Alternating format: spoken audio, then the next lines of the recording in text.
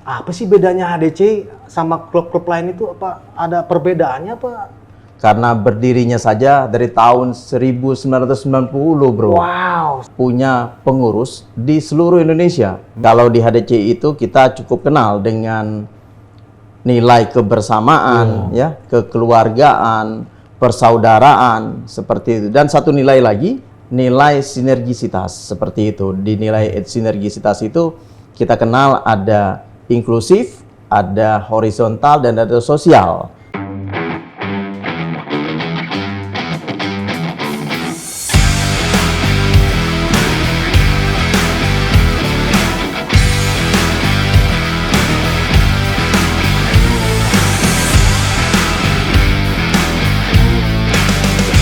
Yuk, kita standarin motor, kita ngobrol di sini. Assalamualaikum warahmatullahi wabarakatuh. Ketemu lagi di podcast Bang Bro bersama Akmam Basarudin. Saat ini ada beberapa klub motor besar di Indonesia dan salah satunya Harley Davidson Club Indonesia atau yang kita sebut HDCI. Di HDCI ada pengurus pusat, pengurus daerah, dan pengurus cabang. Kita cari tahu deh tentang HDCI. Kan Bang Bro sama Sis itu penasaran nih, apa tuh sih HDCI? Nah, kebenaran nih, kita ada Bro Sam, Ketua HDCI Pengcap Jakarta Pusat. Tos dulu tuh Om Sam. Tos, apa kabar Bang Bro? Sehat. Om Sam, brem. Standarin. Standar, kita ngobrol. Sehat Om Sam ya? Alhamdulillah Om Bang Sam tambah Bro. ganteng aja, badannya tambah ini. Sering olahraga ya Om Sam ya? Alhamdulillah, harus Bang Bro. Nah ini banyak nih Om Sam dari Bang Bro sama Sis juga nanyain, apa sih bedanya HDCI sama klub-klub lain itu? Apa ada perbedaannya apa? Semua klub itu sama sebenarnya Om Sam?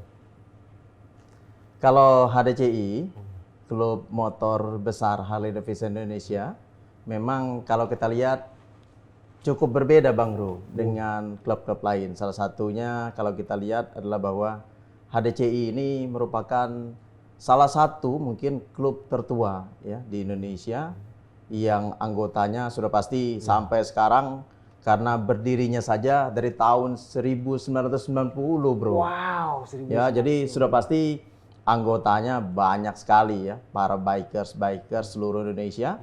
Karena juga kita lihat HDCI ini merupakan organisasi ataupun klub motor nasional. Artinya HDCI itu punya anggota, punya pengurus di seluruh Indonesia. Ya, jadi terdiri dari pengurus pusat, ada pengurus cabang, ada pengurus daerah, seperti itu. Jadi kenapa dikatakan nasional? Salah satunya adalah bahwa HDCI punya jaringan, ya, punya anggota dan punya struktur kepengurusan di seluruh Indonesia. Ya, jadi setidaknya itu cukup membedakan ya klub motor HDCI dari klub motor lainnya. Karena klub motor lainnya biasanya kita kenal independen, artinya bahwa mereka biasanya hanya ada di lokal seperti itu ya. Misalnya ada hanya di satu kota besar, lalu di lainnya mereka tidak punya chapter lain atau cabang ya atau kepengurusan. Tapi kalau HDCI itu sudah merupakan organisasi yang secara sah diakui ya sesuai dengan aturan ataupun perundang-undangan di Indonesia. Dan juga sekali lagi HDCI merupakan organisasi motor yang selalu mengutamakan keselamatan ya berkendara. Lalu juga HDCI itu terbentuk dari satu semangat yang sama, yakni semangat kebersamaan, persaudaraan, seperti itu, dan juga sebagai ajang bagi para anggotanya untuk menyalurkan hobi motornya Bang Bro, seperti itu. Luar biasa. Ini HDCI Bang Bro Sam bilang ada di mana-mana, ya kan, di seluruh Indonesia lah. Tapi tadi nyebutin di luar negeri itu ada juga nggak Om Sam? Ada kan ya Bang Bro Sam ya? Kalau HDCI Ada. Jadi di HDCI itu dikenal juga dalam anggaran dasar anggaran rumah tangganya itu ada anggota luar negeri. Artinya anggota-anggota yang memang sudah memenuhi persyaratan dan menggabungkan dirinya menjadi anggota HDCI seperti itu. Dan sifatnya memang itu dianjurkan dan memang menjadi satu tujuan juga dari klub motor HDCI agar tidak hanya mampu eksis di Indonesia ataupun di lokal, tapi juga harus mampu merambah ke luar, ya, ke luar negeri sehingga Indonesia juga dikenal ya sebagai salah satu negara di dunia dengan berbagai macam keunikannya yang mungkin bisa juga dibawa oleh anggota-anggota HDCI atau dikenalkan oleh anggota-anggota HDCI yang ada di luar negeri sana seperti itu. Waduh, luar biasa HDCI ya. Kemana-mana, Eropa ada, katanya di Arab ada, luar biasa. Nah, nih Bang Bro pengen tanya nih sama Bang Bro Sam. Pernah ngebaca di salah satu artikel gitu ya. HDCI itu bersifat inklusif. Apa itu maksudnya Bang Bro Sam? Inklusif, apa itu? HDCI bersifat inklusif itu pun istilah atau definisi itu sudah juga dijadikan salah satu nilai penting Bang Bro dalam HDCI. Ya, jadi di HDCI itu dikenal sebagai panduan bagi para anggotanya. Ada beberapa nilai ya yang memang menjadi nilai utama yang harus dimiliki Bang Bro nih oleh para anggotanya. Jadi HDCI itu sangat kental dengan yang namanya nilai-nilai nilai-nilai bersamaan ya. Soliditas ya. Jadi nilai-nilai soliditas itu kalau di HDCI itu kita cukup kenal dengan nilai kebersamaan ya, kekeluargaan, persaudaraan seperti itu. Dan satu nilai lagi yang menjadi nilai yang juga harus ya dimiliki oleh anggota HDCI, yakni nilai sinergisitas seperti itu. Di nilai sinergisitas itu kita kenal ada inklusif, ada horizontal dan ada sosial. Nah, kenapa tadi ditanyakan oleh Bang Bro, apa itu inklusif?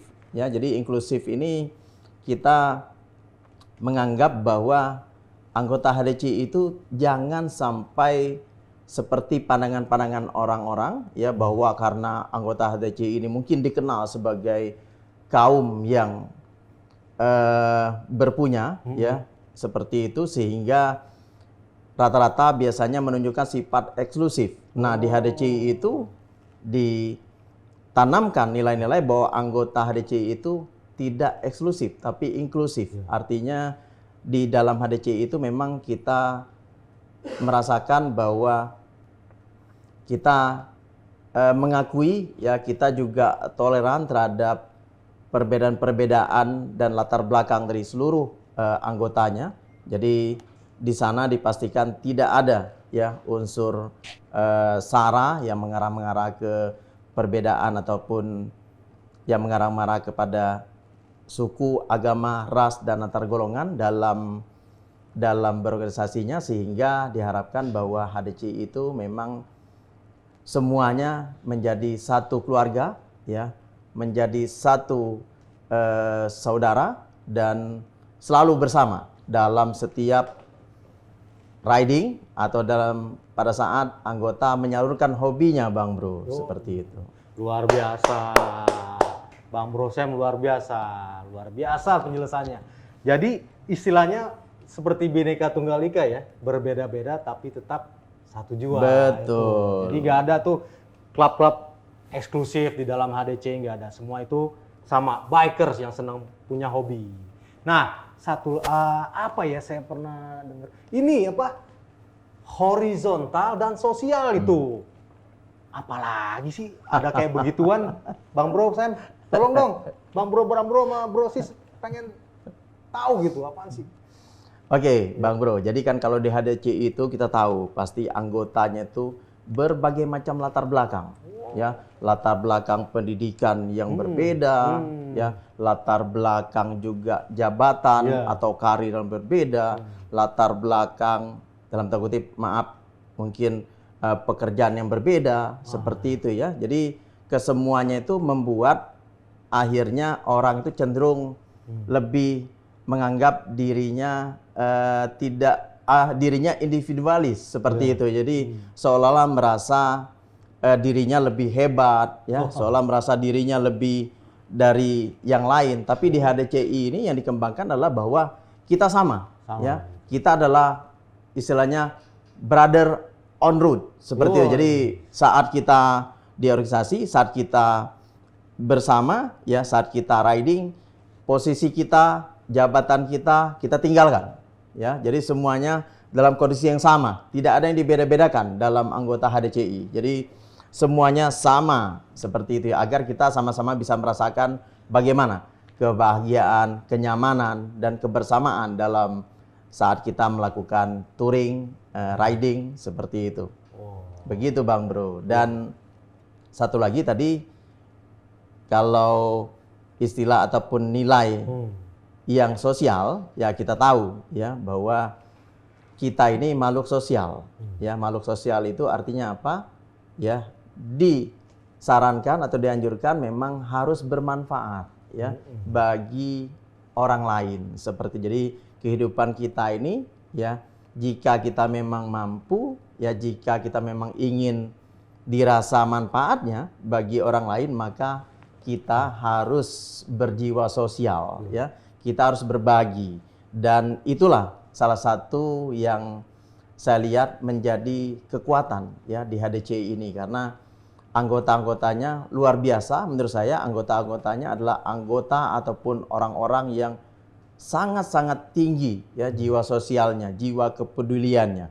Makanya kita lihat bahwa di HDCI itu sangat kental sekali ya dengan aktivitas-aktivitas yang menyangkut tentang kegiatan-kegiatan sosial ya, kepedulian terhadap sesama, kepedulian terhadap bencana yang dialami oleh masyarakat seperti itu. Sehingga tujuan dari organisasi HDCI itu sekali lagi memang harus bermanfaat ya bagi masyarakat, tidak hanya bagi anggotanya.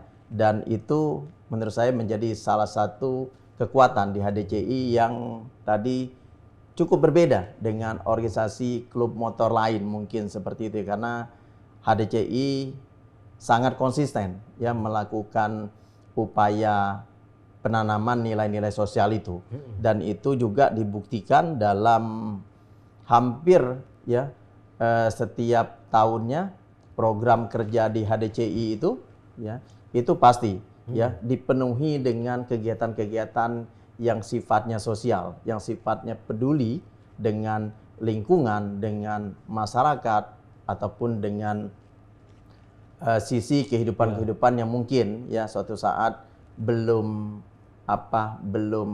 mampu ya, kehidupan dari masyarakat-masyarakat yang belum mampu itu cukup betul-betul dipedulikan ya di klub motor HDCI seperti itu. Luar biasa Bang. Luar biasa.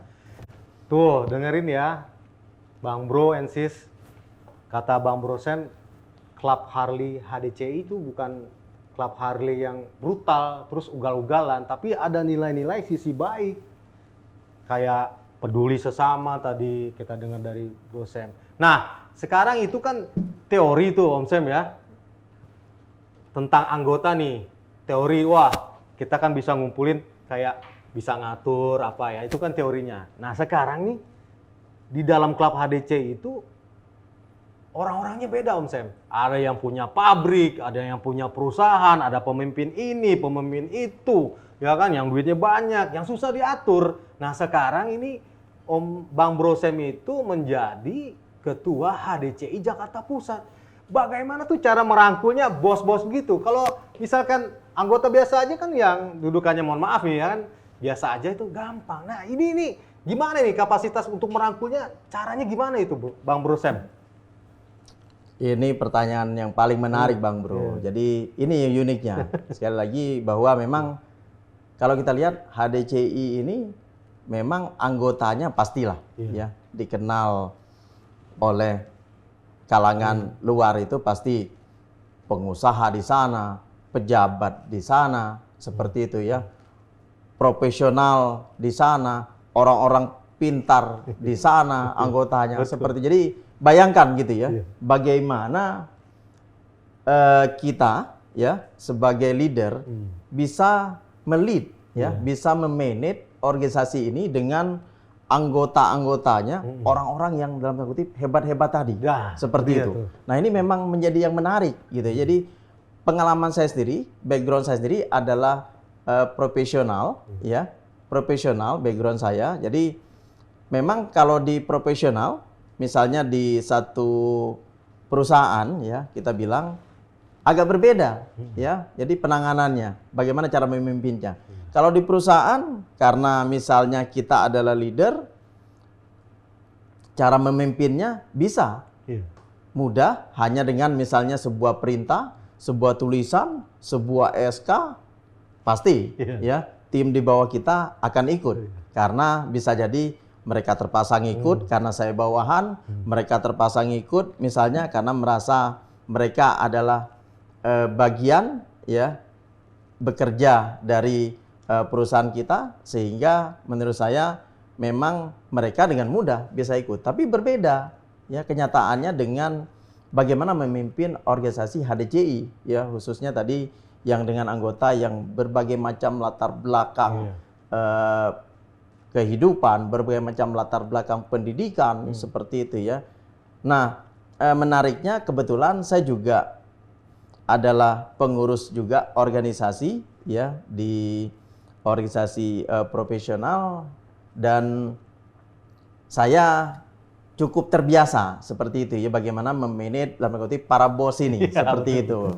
Dan agak sedikit unik, tapi kalau di organisasi profesi yang sebelumnya saya pernah kelola atau saya menjadi bagian dari pengurus dalamnya, kalau di HDCI ini itu variatifnya justru lebih kompleks, karena para anggotanya itu tidak hanya berasal dari latar belakang yang sama ya, tapi berbeda latar belakangnya kenapa mereka menjadi anggota HDCI ya.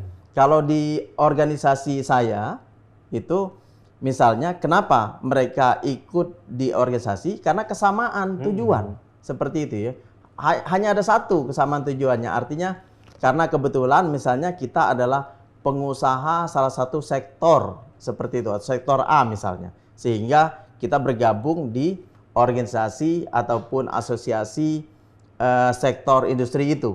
Tapi kalau di HDCI ini beda ya. Jadi masing-masing anggota itu memang punya latar belakang yang berbeda. Kenapa mereka akhirnya ikut menjadi anggota klub motor HDCI ya. Nah, menurut saya beberapa latar belakang penyebabnya adalah karena memang mereka merasa bahwa di HDCI itu mereka bisa ya menyalurkan hobinya, lalu dengan kenal, dengan dekat dengan sesama anggota lain yang justru kadang mereka samakan juga sama gitu ya, karakter maupun latar belakangnya dengan mereka. Jadi ada para pengacara yang ikut di klub motor HDCI ini karena mereka tahu di dalamnya juga ada pengacara lain, sehingga mereka bisa lebih banyak bisa bersosialisasi. Lalu juga ada latar belakangnya memang yang hobi motor, benar-benar hobi gila motor lah ya kita bicara, sehingga dia tahu bahwa di dalam organisasi HDCI itu juga banyak yang gila motor. Jadi mereka seolah-olah menemukan media baru nih untuk mengekspresikan hobinya mereka ya, atau mungkin kesamaan dari jiwanya mereka seperti itu. Dan ya bersyukurnya tadi saya sampaikan bahwa alhamdulillah cukup dengan pengalaman-pengalaman dari sebelumnya yang pernah saya lakukan, bagaimana mengelola dalam tanda kutip para bos ini. Jadi mudah-mudahan ya harusnya sama ya dalam mengelola anggota ini. Ya yang terpenting adalah bagaimana kita bisa menjaga komunikasi ya dengan para anggota, bagaimana kita mampu memang membuat para anggota kita nyaman ya untuk ikut berorganisasi di kita. Artinya paling tidak kita harus mampu memahami ya masing-masing, ataupun kalau sanggup harusnya semua anggota kita itu kita selami ya, kita ketahui apa seperti apa karakternya, apa hobinya, apa senangnya, sehingga akhirnya apapun ya hobi, apapun keinginan dari para anggota itu ya semampu mungkin, semaksimal mungkin saya akomodir dalam bentuk program-program kerja yang nanti akan dilakukan ya oleh pengurus di organisasi HDCI khususnya Jakarta Pusat ini. Jadi itu salah satu trik yang mungkin ya bisa kita lakukan. Jadi paling tidak keinginan-keinginan ataupun harapan-harapan dari para anggota itu wajib ya menurut saya kita akomodir. Ya, lalu bagaimana kita merealisasikannya? Ya kita jadikan ide-ide ataupun keinginan dari para anggota kita itu menjadi program kerja organisasi, sehingga harapan kita karena dia suka ya, dia mampu melibatkan diri dalam setiap kegiatan ataupun program kerja HDCI khususnya Jakarta Pusat, maka otomatis mereka akan merasa nyaman dan mereka akan lebih mudah pastinya kita manage. Seperti itu Bang Bro. Waduh. Jadi kalau tip maupun strategi yang akan kita lakukan. Waduh, hebat banget nih Bang Bro Sam. Ini saya penasaran nih ya, kita ngomongin grup HDCI Jakarta Pusat. Membernya itu kira-kira berapa orang gitu ya? Penasaran gitu, khusus di Jakarta Pusat HDCI-nya. Bang Bro, jadi kalau di HD Jakarta Pusat ini cukup luar biasa ya, karena cukup banyak. Saat ini terregister sekitar 150 bikers seperti itu ya, yang biasanya ikut ya bergabung di kita pada saat kita melakukan kegiatan atau apapun. Itu kategorinya baru anggota biasa ya, seperti itu ya. Nah ada anggota lain Bang Bro, namanya kalau di HDCI itu anggota terbatas. Nah anggota terbatas itu ya anak, istri, seperti itu. Nah itu bakal tambah banyak lagi Bang Bro. Kalau Bang Bro punya 3 anak ataupun 3 anak istri, berarti anggota HDCI Jakarta Pusat itu jadi 450 Bang Bro. Seperti itu. Dan di HDCI itu memang diakomodir. Jadi tidak hanya tidak hanya anggota biasa, juga kalau di HDCI itu diakomodir, ada juga namanya anggota terbatas, seperti itu, yang artinya kita bisa melibatkan lebih banyak orang, lebih banyak anggota untuk bisa ikut terlibat dalam setiap kegiatan yang HDCI Jakarta Pusat ingin lakukan, seperti itu Bang Bro. Luar biasa Bang Bro Sam.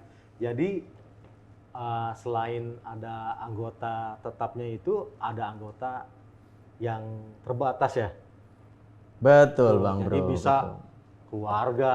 Ya, kadang kan kita pengen boncengin istri, pengen boncengin anak gitu ya. Luar biasa Om Sam. Nah, ini yang saya pengen tanya ini sama Bang Bro sekalian, sama Sis juga ya, sama ke Bang Bro Sam. Umur mereka ini kan nggak sama, ya kan? Ada yang umurnya 21, ada yang 30, ada yang 50, ada yang kepala 6, dan mungkin ada yang kepala 7. Nah, dari umur itu kita bisa kelihatan ya kan, maunya ke sana, maunya ke sini ya kan. Nah, ini PR banget nih buat Bang Bro Sam nih. Gimana cara ngurusin yang status sosialnya mungkin beda, ya itu kepemimpinannya juga pemimpin semua mungkin, ada pengacara lah, ada dokter lah, ada inilah, ada itu. Cara mengurusinnya itu tuh dalam HDCI itu biar guyup gitu, biar nggak berantem, biar kemauannya dalam satu wadah itu kayak gimana itu Bang Bro Sam? Ya betul Bang Bro, jadi sekali lagi memang benar bahwa di HDCI Jakarta Pusat, anggotanya itu mungkin kita lihat agak cukup berbeda ya dengan anggota klub motor HDCI sebelum-sebelumnya. Kalau kita tahu kan sebelumnya itu yang namanya anggota HDCI atau yang main motor Harley Davidson itu pastilah ya yang umur-umurnya paling tidak di atas 40-an, Bang Bro. Tapi saat ini memang sudah berbeda ya trennya. Jadi anak-anak muda pun yang umurnya bahkan di bawah 25 tahun itu sudah banyak yang main Harley, Bang Bro. Seperti itu. Dan sekali lagi memang setuju dan sepakat bahwa ini menjadi challenge, ini menjadi tantangan tersendiri ya untuk klub motor Harley Davidson Klub Indonesia.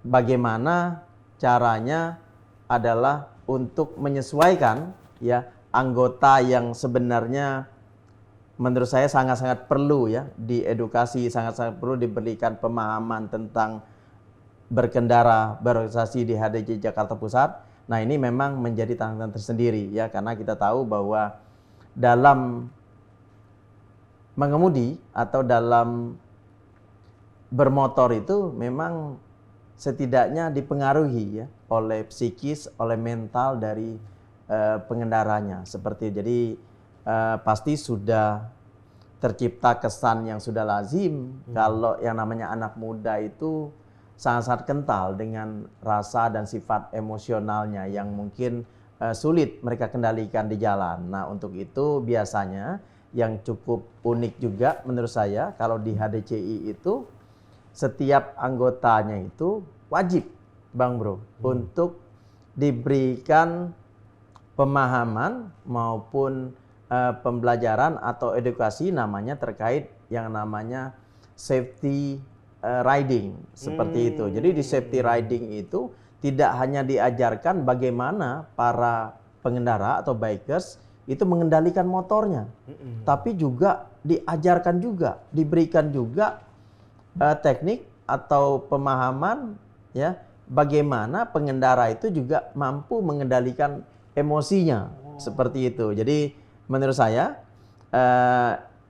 kegiatan safety riding yang menjadi mandatory ataupun menjadi wajib bagi seluruh anggota HDCI ini bisa menjadi salah satu cara untuk dalam tanda kutip ya menertibkan seperti itu ya para anggota-anggotanya yang mungkin tadi ya beragam umur seperti itu, yang kita tahu juga emosionalnya akan berbeda ya, itu dari sisi bagaimana nanti karakter para anggota kita HDCI ini pada saat berkendara di jalanan seperti itu. Karena kan anggota HDCI harus sebagai bikers yang harus mempelopori keselamatan berkendara di jalanan seperti itu. Jadi menurut saya salah satunya kegiatan safety riding ya yang menjadi wajib dan itu juga dicanangkan dalam anggaran dasar anggaran rumah tangga HDCI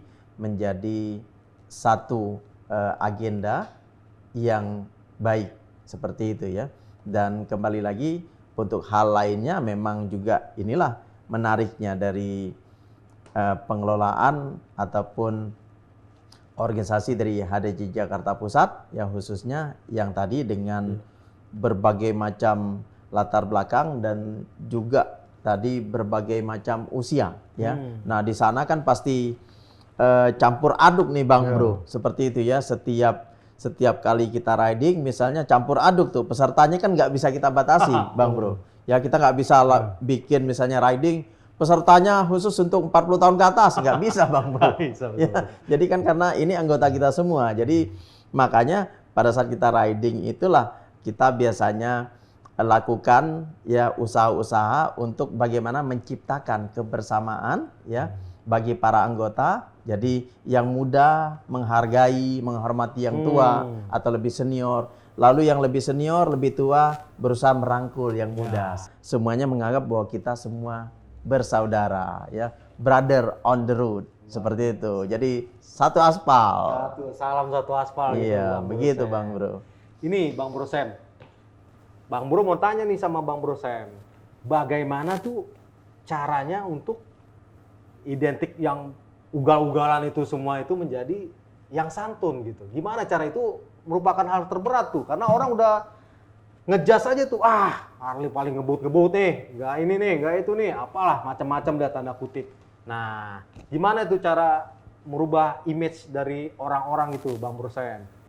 Kita harus luruskan sedikit dulu Bang Bro, karena kalau menurut saya yang namanya karakter berkendara yaitu tidak hanya ditunjukkan oleh teman-teman ataupun anggota klub motor besar, tapi kalau kita lihat realitanya di lapangan, klub-klub motor kecil pun ya, atau di luar klub motor besar ataupun klub apapun ya, dalam berkendara bisa saja ya menunjukkan karakter-karakter yang mungkin dianggap oleh sebagian masyarakat kurang sesuai seperti itu ya. Nah, untuk itulah makanya uniknya ya organisasi HDCI ini, karena HDCI ini kan salah satu organisasi yang pastinya tadi sudah memiliki jaringan atau memiliki chapter di seluruh Indonesia, dan artinya pasti HDCI ini juga sudah diakui secara sah oleh pemerintah atau negara ini, dan itu harus dibuktikan yang namanya dengan ada aturan ya dalam organisasi itu. Makanya di HDCI itu ada anggaran dasar, ada anggaran rumah tangga ya, yang semuanya mengatur kepentingan-kepentingan ataupun antisipasi terhadap apa saja yang ada di di jalanan atau persepsi masyarakat ya, yang kita lihat misalnya tadi salah satunya bagaimana ya HDCI itu ingin atau dapat menunjukkan bahwa anggotanya adalah bukan ya anggota yang dalam tanda kutip ugal-ugalan di jalan atau menunjukkan cara berkendara yang tidak baik seperti itu ya, atau yang sikap-sikap berkendara yang tidak sesuai dengan aturan lalu lintas. Makanya tadi saya sampaikan bahwa di HDCI itu sudah ditanamkan ya sebenarnya nilai-nilai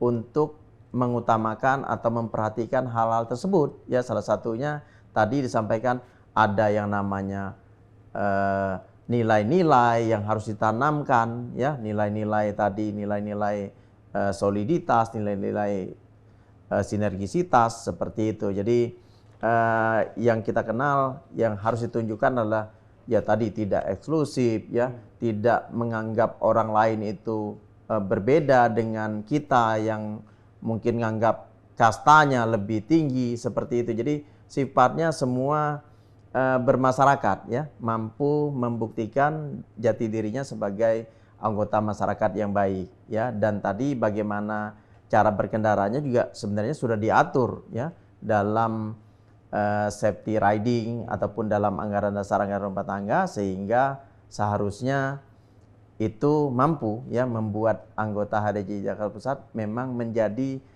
pelopor ya berkendara yang baik, menjadi juga contoh bahkan ya klub-klub motor lain ya untuk bisa mengikuti cara-cara ya HDCI untuk mengatur anggotanya, membina kelompok dan organisasinya seperti itu.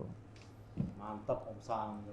Nah, menyinggung masalah safety riding nih. Apa aja tuh yang diajarin tuh? Aduh, kalau ngelihat kata nama safety riding kayaknya udah takut gitu. Coba Bang Bro Sam kasih tahu ke Bang Bro dong.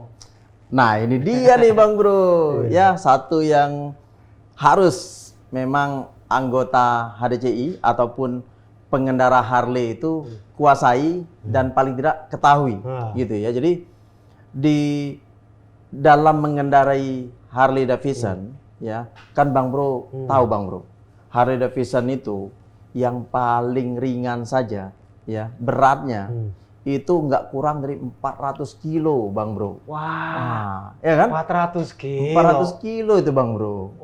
Harley Davidson itu minimal ya.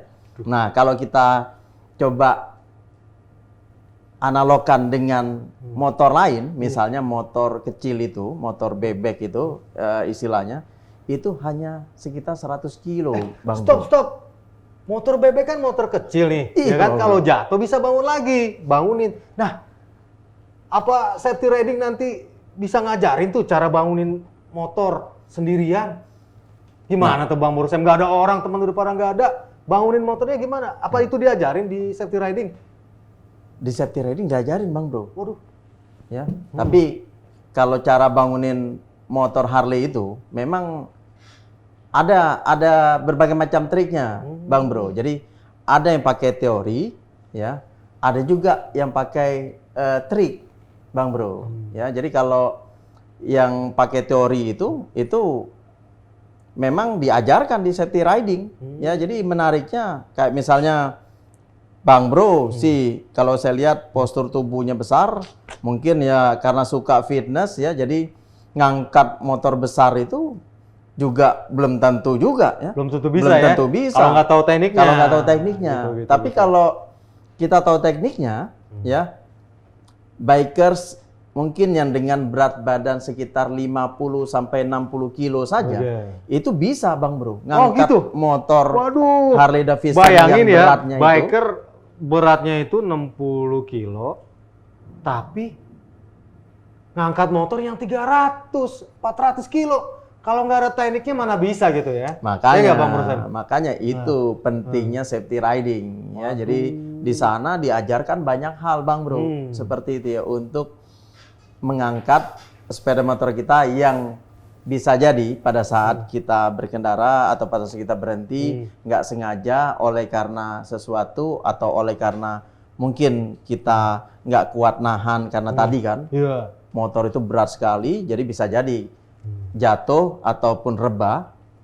Kalau kita kenal namanya biasanya jatuh bego Bang Jatuh Bro. bego. Ya gitu Jadi ya. nggak ada sebabnya Jatuh tiba-tiba bego. kecapean Nggak ada jatuh sebabnya gitu ya. Nah. tiba-tiba jatuh. Waduh. Ya nggak tahu tiba-tiba kan saking beratnya tiba jatuh gitu ya kan. Bener nggak Bang Bro Sam? Betul, jatuh bego kan orang nggak ada, seperti itu Bang Bro ya. Orang nggak ada, kita di jalanan sendiri, motor kita jatuh, Waduh, ya. gimana Bayangkan banguninnya tuh? 400 kilo, badan kita cuma 70 kilo misalnya iya, Bang Bro. betul. Kalau kita nggak tahu, nggak pernah dapat safety riding, bagaimana cara ngangkat motor Harley yang terguling itu, bayangkan Bang Bro, bisa nginep di jalanan kita nunggu Bang Bro. Kan gitu ya. Kalau orang ramai sih enak Iya, Bang Bro. Tapi kalau Seperti misalkan itu ya. touring di mana-mana gitu ya, yang sepi iya. gitu nggak ada orang lewat, waduh, ciloko itu ya. Betul, makanya penting Bang Iya, Bro iya, untuk iya, ikut iya. safety riding ya. Dan di safety riding itu nggak hanya diajarkan bagaimana ngangkat motor yang terguling tadi Bang Bro, banyaknya diajarkan di safety riding. Itu salah satunya yang terpenting adalah misalnya bagaimana teknik pengereman. Waduh. Bang Bro. Oh, itu ngerem motor Harley itu yang beratnya awalnya dalam kondisi diam tadi kan 400 kilo Bang Bro. Ya. Bagaimana kalau dia udah jalan Bang Bro? Ya. Sebentar. Ah. 400 kilo, kalau udah jalan, ngerem, tiba-tiba dari jarak kenceng itu harus ngerem itu apa ada ABS-nya apa gimana tuh kalau dalam motor tuh Om Sam? Bang Bro Sam? Betul Bang Bro. Jadi selain dari kita harus tahu ya bagaimana teknologi yang dipakai di motor kita, kita juga harus dilengkapi dengan kemampuan ataupun skill pengereman. Dan itu semuanya diajarkan Bang Bro di safety riding ya untuk bagaimana handle motor besar ini. Dan ternyata Bang Bro, uniknya ya, pengereman di motor besar itu nggak sembarangan bisa kita lakukan. Tuh, dengar tuh ya. Beda, ngeremnya beda. Nah, ini karena safety riding, Bang Bro Sam mau kasih tahu nih triknya. Iya, jadi paling tidak memang di safety riding itu nanti kita akan diajarkan Bang Bro biasanya bagaimana teknik pengereman. Ya, jadi teknik pengereman itu ternyata banyak dipengaruhi ya, dipengaruhi oleh berbagai macam faktor. Dan sekali lagi Bang Bro, ini hanya bisa kita dapatkan di safety riding Harley Davidson seperti itu ya, bagaimana kemampuan para bikers bisa memang di develop ya untuk antisipasi ya. Jadi uniknya sekali lagi kalau di HDCI itu safety ridingnya objektifnya bukan hanya bicara safety riding ya, bagaimana kita tahu apa itu berkendara yang aman seperti itu Bang Bro, tapi diajarin itu namanya defensive riding. Jadi antisipasi Bang Bro. Jadi di safety riding Harley itu kita diajarkan bagaimana mengantisipasi resiko, ya, bagaimana mengantisipasi resiko yang biasa terjadi pada saat berkendara di jalanan seperti itu. Salah satunya tadi Bang Bro, bagaimana teknik pengereman, ya. Jadi ngerem itu ternyata Bang Bro nggak sama jelas-jelas ya dengan bagaimana ngerem di motor biasa atau bahkan motor jenis sport sekalipun seperti itu, karena tadi ya salah satu faktor utamanya adalah berat motor Harley itu ya, ditambah lagi dengan pada saat kondisi dia jalan. Jadi kalau kita dulu di sekolah ya, di SMA diajarkan namanya momentum ya, teori fisika. Jadi bagaimana gabungan Bang Bro, wah ini udah kayak ahli Bang Bro ya. Jadi bagaimana gabungan antara gaya berat dan daya dorong ya. Gaya dorong dari kecepatan yang kita gunakan pada saat berkendara. Nah, itu yang tadinya aslinya 400 kilo mungkin ditambah dengan kecepatan itu bisa jadi tonase Bang Bro ya. Bisa jadi mungkin 2 kali lipatnya. Bayangkan kalau terjadi benturan Bang Bro.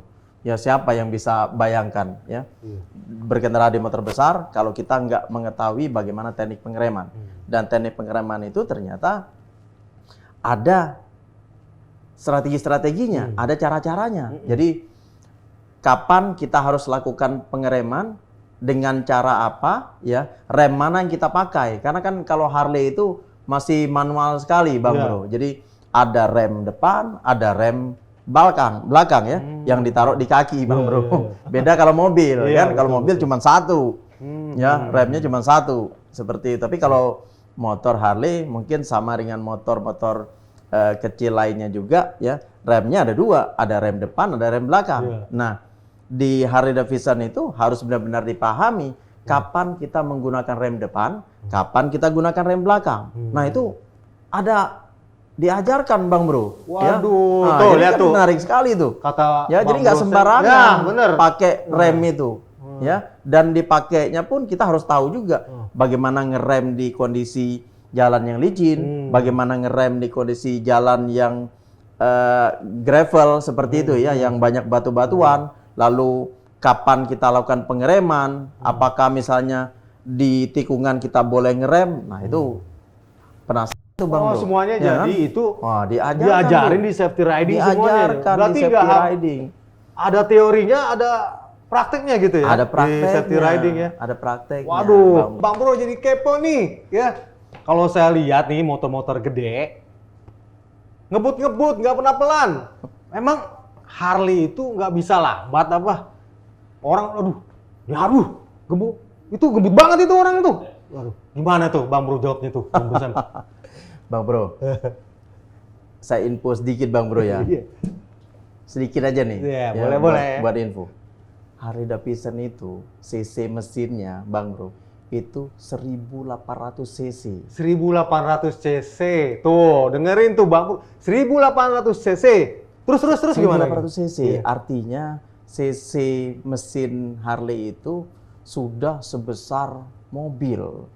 Ya, jadi kalau kita bayangkan dengan cc motor kecil yang rata-rata 100, 150 sampai 250 memang jauh berbeda. Ya, pada saat ditarik sedikit aja kalau Harley itu memang langsung terlihat kencang dan memang kencang ya, karena memang tadi ya cc-nya 1800.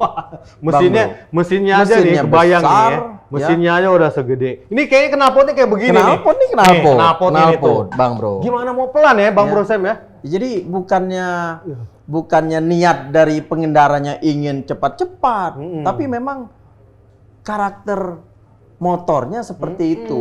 Jadi ya ini mungkin bagi masyarakat ya mohon maaf lah kalau misalnya memang dianggap terlalu kencang. Tapi setidaknya memang karakter mesin Harley itu memang seperti itu. Jadi ditarik sedikit aja dia langsung soalnya langsung nyosor. Bang Bro, cc-nya 1800. Cc-nya 1800. Gimana mau 10 kali lipat. Jadi kalau motor kecil tariknya sampai ke sini ya begini nih, setengah putaran baru kencang. Harus tinggal gini doang. Sedikit aja langsung. Waduh. Seperti itu Bang Bro, karakter mesinnya seperti itu ya. Lalu memang suaranya akhirnya menghasilkan suara yang cukup menggelegar. Ya bagi sebagian orang kembali lagi mungkin merasa terganggu, tapi sekali lagi saya yakinkan bahwa harusnya suara motor Harley itu tidak berisik ya, tidak memekakan telinga menurut saya. Malah merindukan Bang Bro seperti karena suaranya itu terkesan sebenarnya merdu seperti itu, nggak memekakan telinga Bang Bro seperti itu. Beda dengan mungkin motor-motor yang dimodif yang menghasilkan suara yang begitu ditarik itu kadang memang memekakan telinga seperti itu Bang Bro. Ya, itu kan saya dengar dari Bang Bro Sam 1800. Mesinnya aja udah gede, ya kan? Terus dia punya fairingnya udah gede. Cara beloknya gimana cara beloknya Om? Itu apa bisa langsung begini? Kan agak susah itu. Nah itu dia, makanya harusnya yang namanya pengguna motor Harley itu susah untuk ugal-ugalan Bang Bro. Iya. Jadi kita kadang justru nahan diri kan gitu ya. Waduh kita nggak bisa ugal-ugalan nih, karena apa? Ya gimana kita mau ugal-ugalan? Kondisi jalan raya sempit ya, kita belok aja mesti pelan-pelan seperti itu. Kita nggak bisa naik trotoar. Beda kan Bang Bro? Iya, sama motor-motor yang maaf Bang Bro yang motor, ya, motor itu, ya. gitu Sekarang dibilang ugal-ugalan juga emang kondisinya seperti itu. Bukan ugal-ugalannya ya. CC-nya gede, suaranya gede. Ya matching sama mesin dan knalpotnya begitu ya. Ya Bang Bro Sam ya? Iya, pasti ya. Jadi makanya harusnya pengendara Harley itu memang kalau saya ngelihat harusnya cenderung lebih sopan ya, pastinya lebih bisa menghargai ya pengendara-pengendara jalan lain, karena memang apa yang dibawa itu nggak bisa dibuat seenaknya seperti itu. Jadi nggak bisa, sudah kita pastikan pasti yang namanya Harley Davidson nggak akan bisa lompatin trotoar, ya nggak kayak motor trail seperti itu. Jadi pasti dia harus jalan di jalan yang rata seperti itu. Karena kalau coba-coba naik trotoar nyangkut Bang Bro, ya turpek kita nyangkut bisa jadi seperti itu. Dan kalau udah nyangkut urusannya repot, nggak bisa turun lagi. Siapa yang mau nolong kan seperti itu kalau di jalan. Jadi pastinya harusnya mereka adalah pengendara yang tertib. Harusnya seperti itu Bang Bro. Bang Bro Sam nih, saya jadi malu. Mau tanya malu banget benernya. Nih, kalau badan saya kira-kira nih cocoknya naik Harley apa? Apa kegendutan apa memang kalau Harley itu harus gendut? Harus gede badannya biar bisa kelihatannya enak gitu. Nih, kalau kayak gini nih ukurannya yang pantas nih Harley apa nih? Ayo dong kasih contekan dong. Kita juga mau punya Harley nih.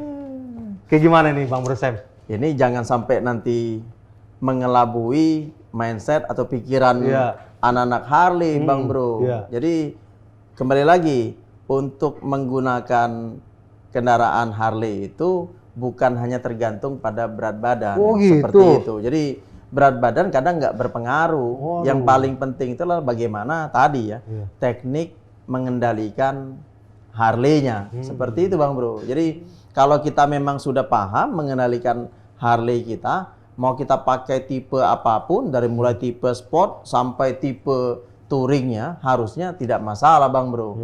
Jadi kalau menurut saya, kalau Bang Bro sih ganteng, misalnya pakai tipe-tipe touring, itu ganteng banget Bang Bro. Kalau Bang Bro seperti itu ya. Jadi mudah-mudahan lah ya, kita doakan Bang Bro bisa nikmatin Harley tipe-tipe touring seperti itu ya. Jadi pasti lebih ganteng nih Bang Bro nih. Waduh, Bang Bro Sam bisa aja, saya jadi malu nih. Bang Bro Sam, nih Bang Bro tuh punya teman banyak. Kalau mereka mau masuk HDCI itu, bagaimana tuh? Susah apa enggak? Harus punya motor dulu, apa gimana tuh? Kan ada orang yang, motor belum ada nih, bisa nggak masuk HDCI? Kayak begitu. Gimana tuh Bang Bro Sam? Ya kalau sesuai dengan anggaran dasar, anggaran rumah tangga organisasi HDCI, memang syarat mutlak utamanya kalau namanya anggota klub motor HDCI ya pasti harus punya motor Harley Bang Bro. Ya. Punya motor dulu ya kan? Punya motor dulu baru masuk anggota. Tapi motornya jenis apa aja boleh, yang penting Harley. Jenis apa aja boleh, yang penting Harley. Kan ada motor Harley yang tua, yang kecil gitu. Nggak apa-apa ya Bang? Nggak apa-apa, yang penting kalau syaratnya itu sesuai dengan aturan dari Harley Davidson Indonesia itu harus yang legal seperti itu ya, yang terregister di Indonesia seperti itu untuk sebagai syarat utama. Tuh, Bang Bro, kalau mau masuk grup HDCI, ya harus punya motor lah. Ya kan, kalau nggak punya motor mah, ya nanti dulu. Ya kan, mungkin nanti pasti ada rezeki, pasti dibeli. Seperti Bang Bro Sam yang abang kita yang paling ganteng ini nih. Siap, Bang. Berat badan itu tidak menjadi faktor utama kalau milih-milih Harley itu. Bukan kayak gimana, wah berat badan segini-segini. Enggak, bukan caranya kayak gitu. Yang wajib tuh punya skill ya Kak, Bang Bro Sam. Yang wajib kita miliki agar dapat bisa ngendarain Harley dengan baik dan benar, ya kan? Salah satu caranya dengan mengikuti Safety riding. Cakep. Jadi naik Harley itu harus pakai safety riding biar nggak ugal-ugalan, biar tahu caranya, biar tahu semua apa yang harus digunakan dan dijalankan. Begitu kan Bang Bro Sam? Betul. Tos lagi sekali lagi ya? Tos. Oke. Bang Bro, sampai di sini dulu ya podcastnya ya. Nih program ini nih terselenggara nih hasil kerjasama HDCI Jakarta Pusat dengan YNE ya, Indonesia Inovasi Mandiri, Baitullah Barakatur and Travel, Muslim Halal Trip, and Creativo Media Project, lele terbang, sambal melotot, kata kita kopi and dapur Mamifa. Jangan lupa nih, like, comment, subscribe. Ya Om Sam, sebelum itu Om Sam, kita Oke. brem. Cek Standarin Standar. dulu motornya. Kita Ngobrol-ngobrol ngobrol lagi. lagi. Salam HDCI. HDCI.